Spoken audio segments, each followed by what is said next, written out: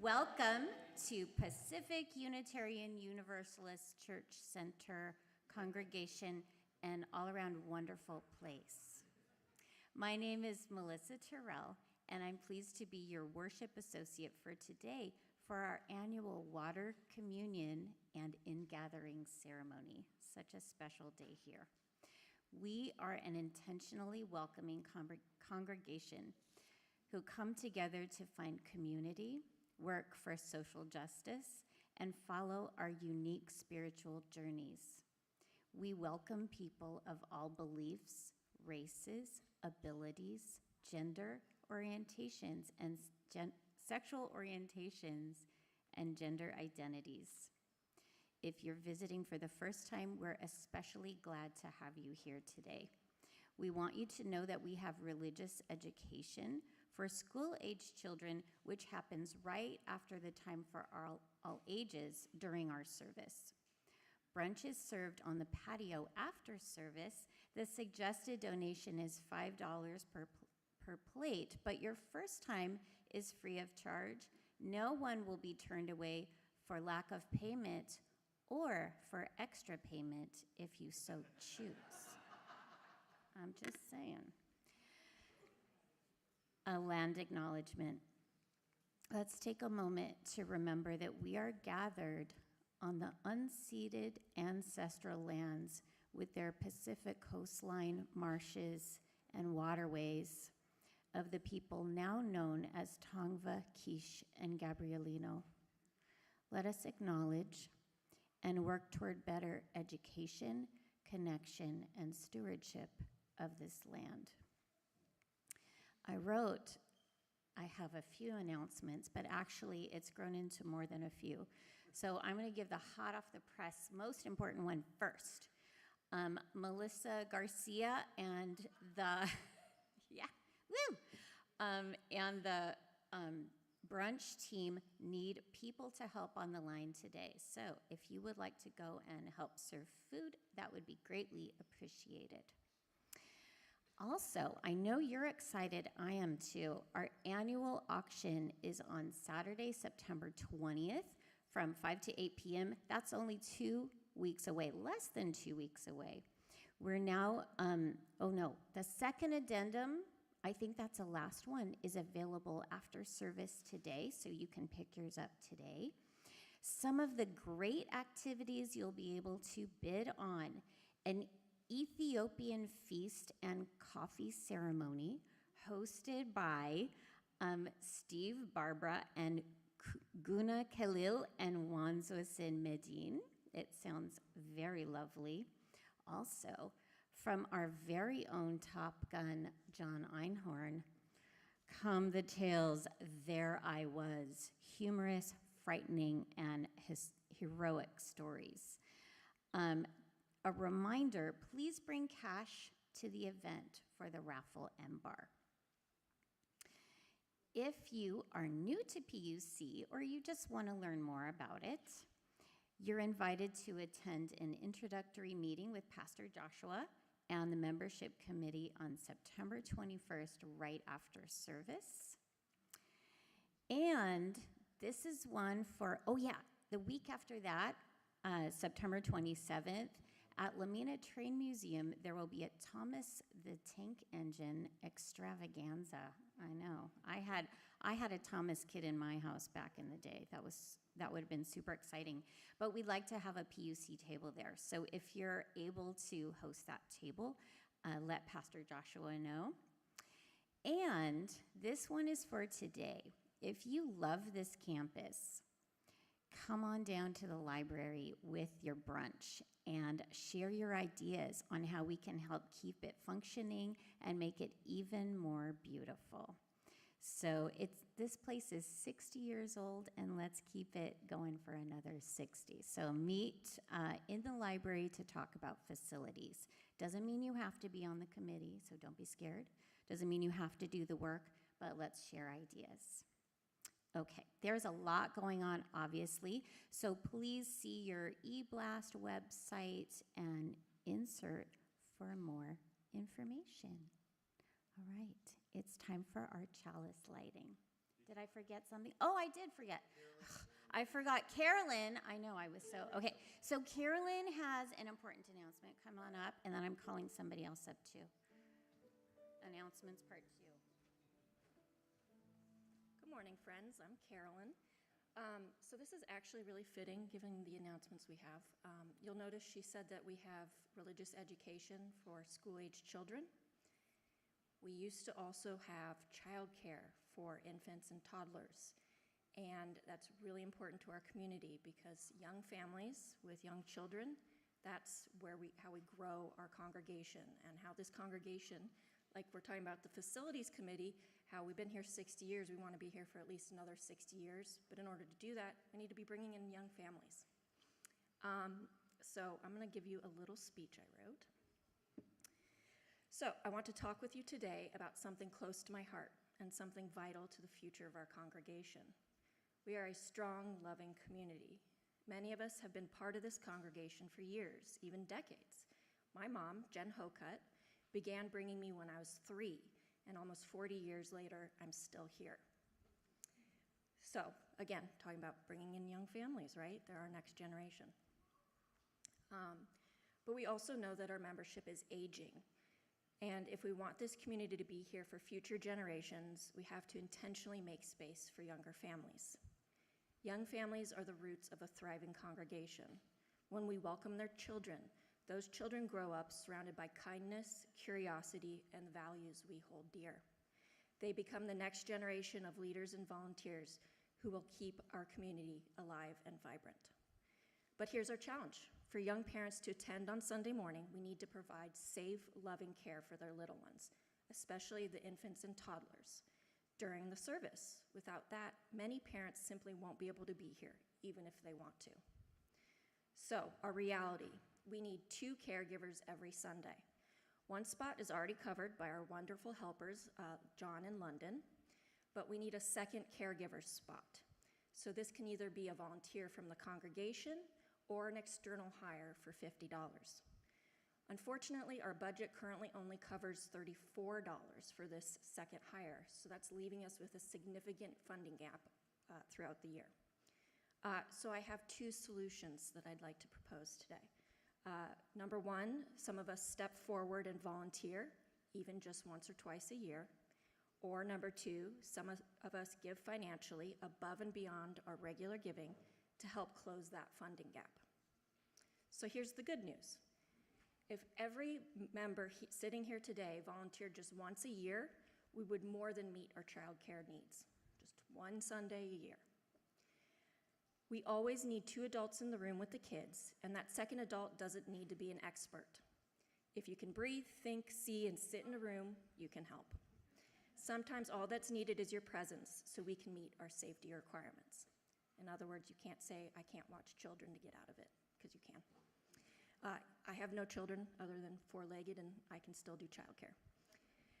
If you are more inclined to give financially, a one-time donation of $50 or more would go a long way towards filling that gap and making sure that we can provide care every Sunday. But the truth is, this is more than a budget question. It's a question about our values. Are we willing to invest in our future, knowing that the seeds we plant today may grow into a community even stronger than the one we have now? If we say we want to be a welcoming congregation, then that welcome has to extend to parents and their children. We close every service with the words, "Now our service truly begins." I ask you to carry that spirit forward and turn it into action, not just words. So I'm asking you today, will you help make it possible for young parents to join us without worry? Will you take a turn in the nursery so someone else can fully participate in the service? Will you give a little extra so we can hire someone to provide care every Sunday? We don't all have to do everything, but together we can do enough. Let's make sure that the next generation walks into a place bursting with love, joy, and possibility. The children we welcome today will one day lead not only this congregation, but also our country and our world. If we want that future to shine, it starts with what we do right now. Together, let's build a thriving, welcoming community that lasts for generations. Thank you.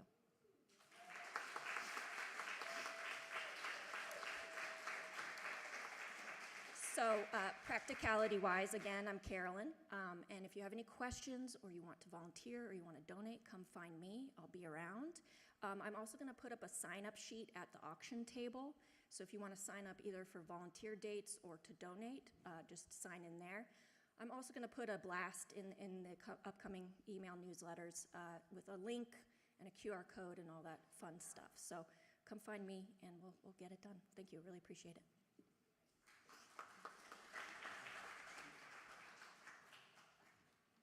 Thank you. And I would now like to call up Haven and Rachel for another announcement.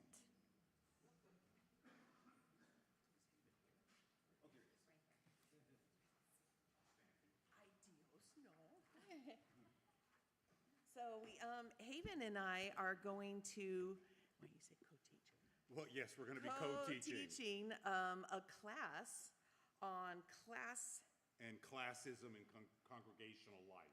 So looking at how class plays a role in our identities and our members here at UU, or at PUUC. It's going to be 2 hours for about 6 days. For 6 Sundays, and the first Sunday is September 28th, and explore how socioeconomic class influences our values, coping styles, expectations about others, consider how we make our congregation even more welcoming for people of all social classes. And it's a combination of self-reflection, small group sharing, large group discussion, readings, and videos. And so it's a whole curriculum that's actually written by a UU, a PhD in Ohio, and has made it free for the offering for all UU congregations. We're super excited to be teaching it together. So thank you very much. Sure. First Sunday is 28th, and there's a flyer outside also. Thank you.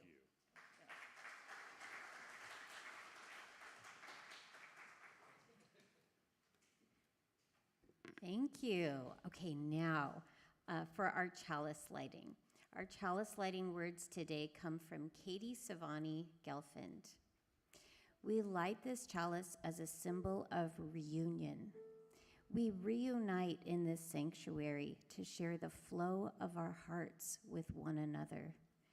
We gather together in ritual to celebrate our fountains of joy, to hold each other through storms of grief, to guide one another through rapids of transformation, to rest together on ponds of stillness. Together, we honor the spirit of water, its many forms, and its life-giving essence. Now, please rise in body or spirit and join me for the opening hymn, Octopus's Garden.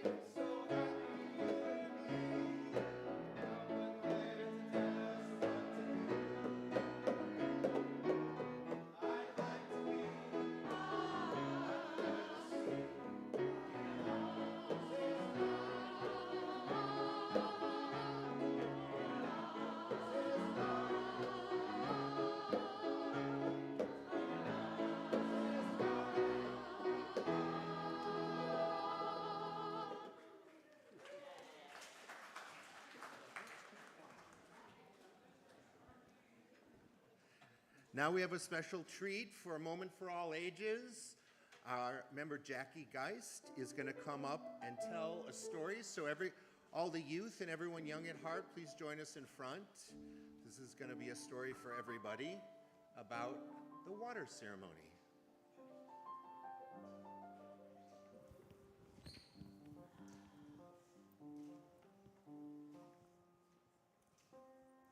Okay, this is on? Okay, good. Let me see if yeah, okay. Good morning, everybody. Story. No. Let me try.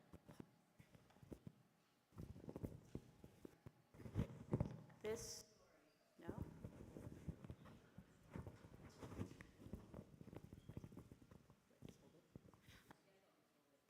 Is it? Is it?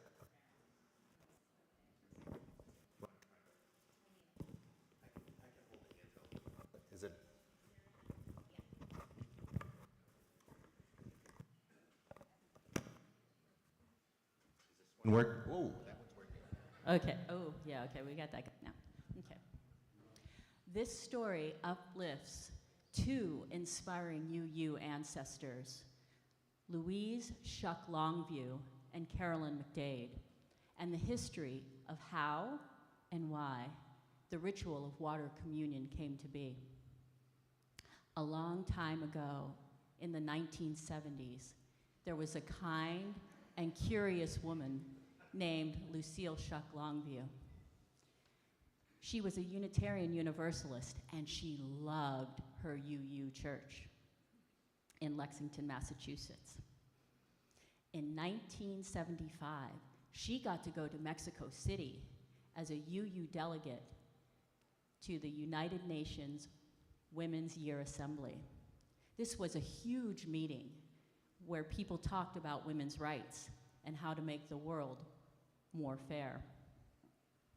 When she got home, Lucille had learned something very important. Even in churches, even in her own beloved UU, sometimes women's voices weren't listened to, and that wasn't fair.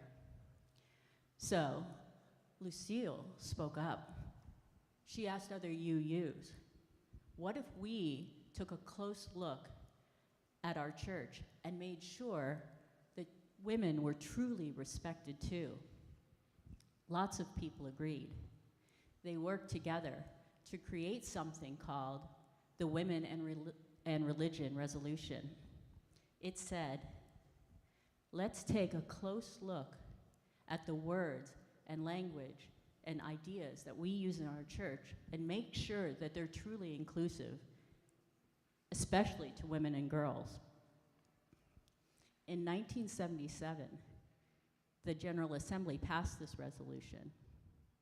And for the next few years, people worked to change our faith formations language to be sure that it was inclusive of women and to uplift and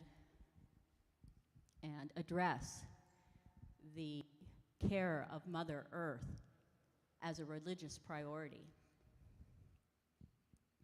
In 1980, as part of this work, Lucille and her friend Carolyn McDade created a very special gathering just for UU women. They called it Coming Home, like rivers to the sea.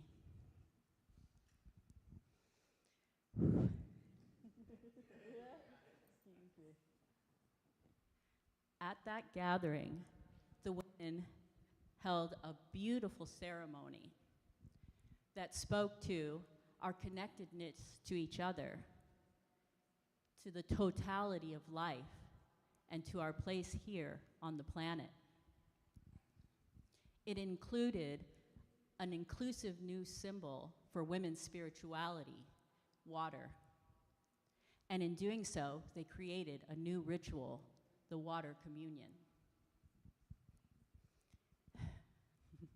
At this gathering, each woman stood in a circle and poured water into a bowl. As they poured the water, they shared. Oh, I'm sorry. Let me see. We will go back just a little bit. Okay. Each woman brought water from a place that was special to her. Maybe it was a river near her house, or someplace she had traveled, or even her own kitchen sink. And as the women stood around in the circle and poured the water in, they shared the stories of where this water had come from and why it mattered to them. The women said that water was a strong symbol. The water could come from many different places, just like they did. But when they poured it into a bowl, it became one. Many voices, but one strong community, just like them. Some of the women even poured out their perfume bottles so that they could take this special water home because they wanted to keep that feeling of strength and togetherness close to them. The first water communion inspired many changes in the UU faith, like updating UU principles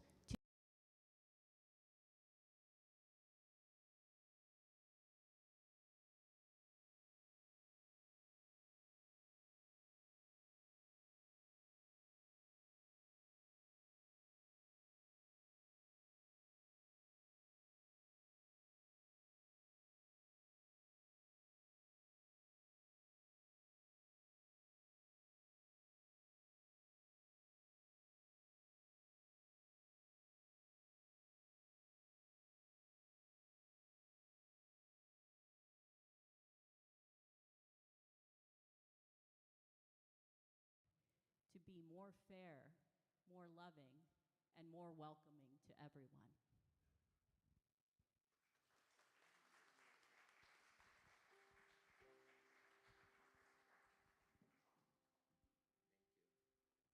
Thank you, Jackie. We're not going to sing out the children just yet because I'd like you all to participate in the water ceremony if you'd like. Is that okay?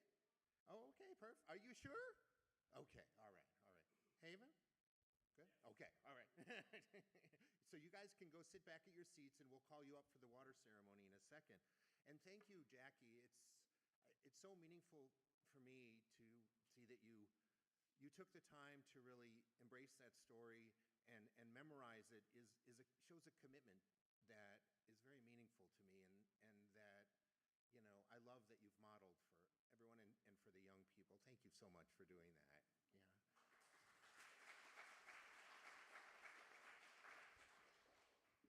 So I'm Pastor Joshua. Good morning, everyone. Good morning. Thank you for being here. We gather this morning, as you heard, to offer gifts of water, samples from oceans, lakes, rivers, pools, faucets, and more. All of these are sacred places, or they're places that become sacred because of our connection to them. And the water we share today, it has supported and it has enriched our lives individually. And today we share it with each other so that it may support and it may enrich us collectively as a beloved community. So, if you have not brought water today, that's okay as well. Feel free to use the communal water we have up front, we have available, since whether you personally had an experience with water, and not everyone can, over the summer or at any time, as Lucille Shuck Longview and Carolyn McDade first conceived, everyone is part of our community and shares equally in its life force. So you're welcome to also take some of the communal water and pour it in. And finally, in this ceremony, some of you may decide to come up and not pour water, may bring empty cups or hold up an empty cup. And this is in recognition of those who have historically and who are currently being denied sources of clean water. So I invite you each now, we'll start on this side maybe and go row to row in turn, and then we'll go on this from the front to the back, this row, front to the back, and then front to the back. In turn, come up, pour your water into the communal vessel. As you do, I would like you may say where the water came from, just a brief word, because we're going to share our stories later. I have index cards on the tables where you can write down your full story. So if you want to just say the name of the lake or the river or whatever, that's fine too. Or just silently reflect upon what you brought with you. Reflect on it emotionally and spiritually from these moments and places where you were supported by water. Reflect on how the collective life force of your beloved community quenches your thirst for spiritual connection and support as well. As you come up and share in this communal ritual and reflect upon your emotional and your spiritual journey,